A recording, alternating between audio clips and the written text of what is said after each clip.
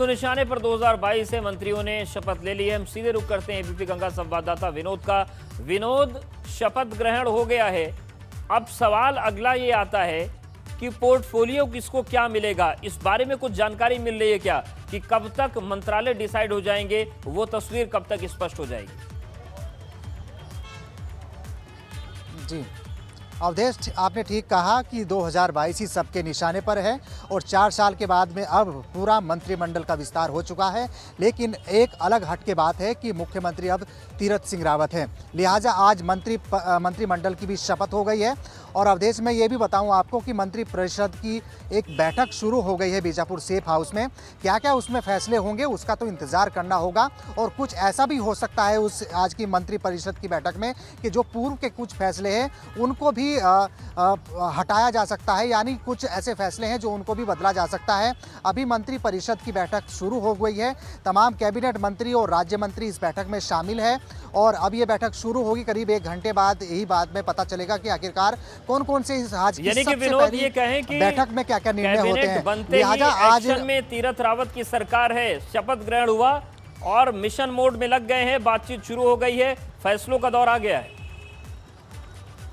जी जी अवधेश, देखिए अब मिशन बिल्कुल बैठकों का जारी रहेगा। इलेक्शन ईयर अब शुरुआत हो गई है और ऐसे में अब राज्य सरकार का जो 1 साल शेष है तो सबको इलेक्शन मोड में रहना होगा, वरना 2022 की कहीं ना कहीं चुनौती जरूर सामने नजर आएगी तीरथ सिंह रावत को और उनकी पूरी टीम को। अब मंत्रिपरिषद की बैठक है और मंत्रिपरिषद में क्या क्या फैसले आते हैं उनका तो इंतजार करना होगा। लेकिन एक अब मंत्रिमंडल का विस्तार का एक इंतजार था वो खत्म हो चुका है। अब थोड़ा ये इंतजार करना होगा कि आखिरकार कौन कौन सा पोर्टफोलियो किस किस के खाते में जाता है। लेकिन आशंका यही जताई जा रही है कि जो पूर्व में जिन जिन मंत्री राज्य मंत्री के पास में विभाग थे तो अधिकांश विभाग वही रहने वाले हैं, लेकिन कुछ तब्दीली अब जो नए चेहरे आए हैं उनको अलग से देने होंगे। आज मंत्रिपरिषद की बैठक में एक अनौपचारिक तरीके से एक बैठक होगी, पोर्टफोलियो को लेकर बैठक होगी, तो थोड़ा इंतजार करना होगा। लेकिन ये भी माना जा रहा है, जो जानकारी के अनुसार जानकारी मिल रही है कि कल या परसों में